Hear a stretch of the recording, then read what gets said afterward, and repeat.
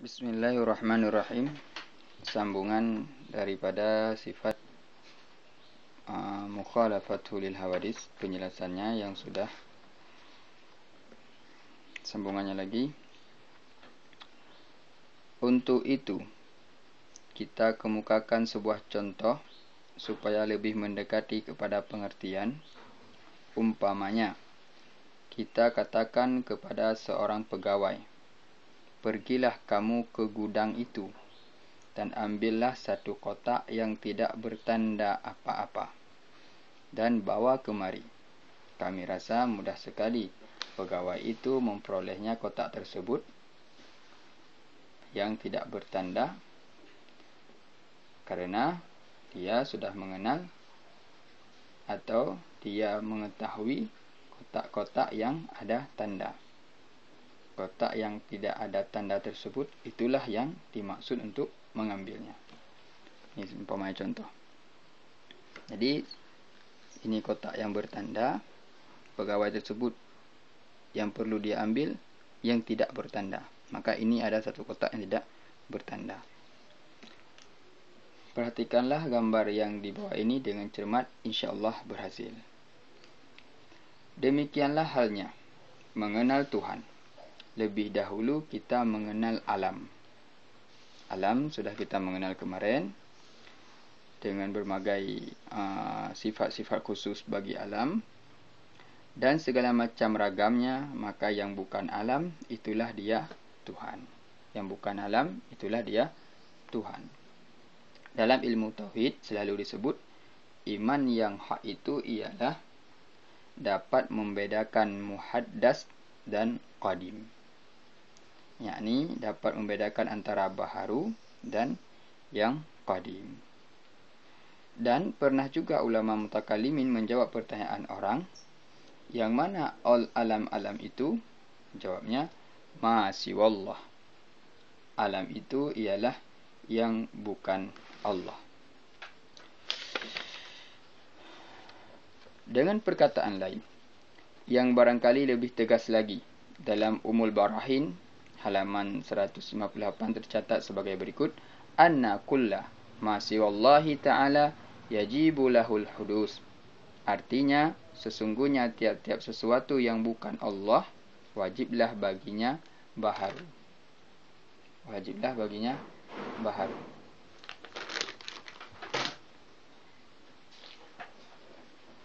Memang kami sengaja penjelasan-penjelasan sifat mukhalafah ini kami lebarkan karena sifat ini merupakan anak kunci pembuka ketauhidan dan sekaligus merupakan benteng yang kokoh dari kemusyrikan. Oleh karena itu, kita masih berkisar pada pembahasan yang tidak ada tanda. Itulah yang menjadi tandanya. Yang tidak ada tanda, itulah yang menjadi tandanya. Coba kita perhatikan 3 huruf yang di bawah ini pada saat seorang guru mengajar anak didiknya. Ini hurufnya jim, ha, kha. Guru mengajar anak-anak sekalian, jim tandanya titik di bawah. Jim tandanya titik di bawah. Kha tandanya titik di atas. Kha tandanya titik di atas. Ha tandanya tidak bertitik.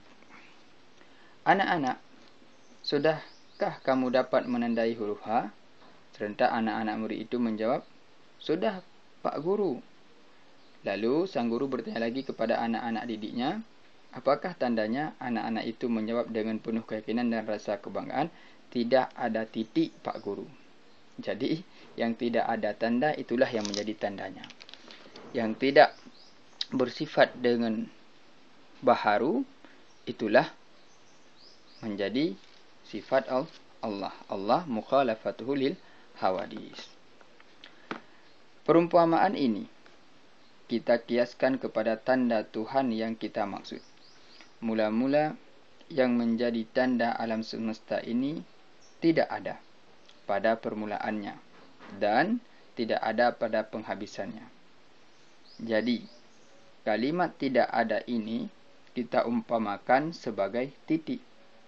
Lantas kita jawablah pertanyaan orang yang bertanya, di manakah saudara menandai Tuhan?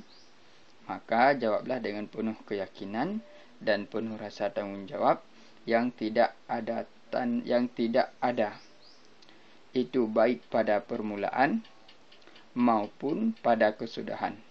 Itulah tanda Allah, Tuhan yang maha tinggi dari persamaan dengan apapun. Untuk mengenal dan mengetahui sesuatu yang tak bertanda, perlu kiranya kita mengenal dan mengetahui tanda-tanda sesuatu yang ada di sekitar kita lebih dahulu. Atau perlu kiranya kita mengenal dan mengetahui tanda-tanda sesuatu yang ada sekitarnya lebih dahulu.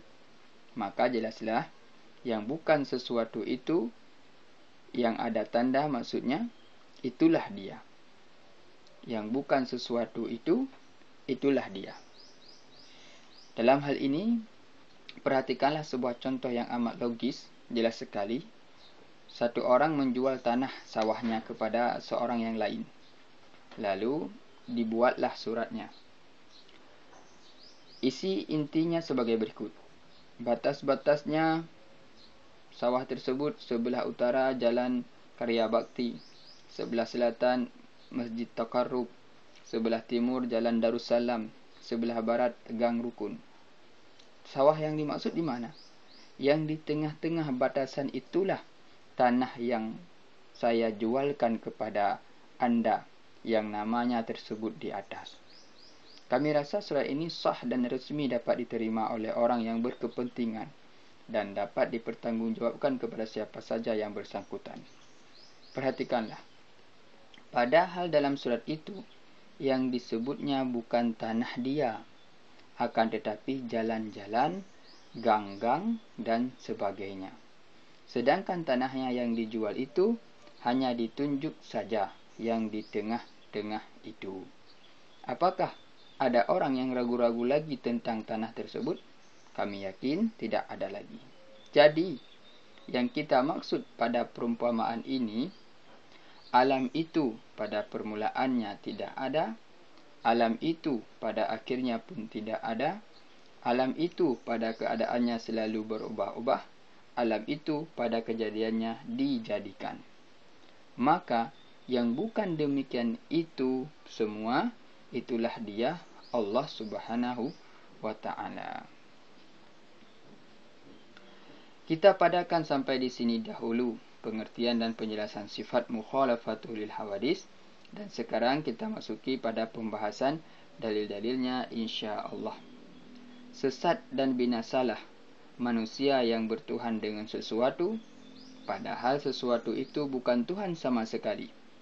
Oleh karena mereka tidak mempergunakan jasa otaknya untuk penyelidikan yang benar-benar mendalam tentang sesuatu itu. Berdoalah selalu kepada Allah, semoga Ia memberikan kita petunjuk. Ihdinas siratal mustaqim, artinya tunjukilah kami ya Allah atas jalan yang benar.